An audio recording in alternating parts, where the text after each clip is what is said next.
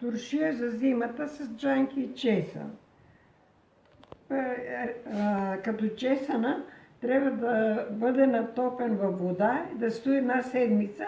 Всеки ден да се изсипва едната вода, да се сипва друга вода. Да изкисне това лошото от него. И така, реди се сега един ред джанки.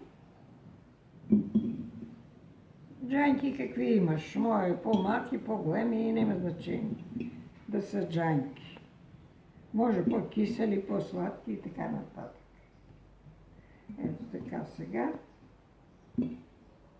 Сега слагам един ред чесън. Така. И така. И сега пак редим един ред джанки, един ред чесън догоре. Догоре слагам копър.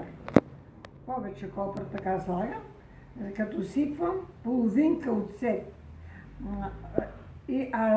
Две бутилки вода. Значи едно към две. Една бутилка оцет, две бутилки вода. 3 лъжици сол и 3 лъжици захар.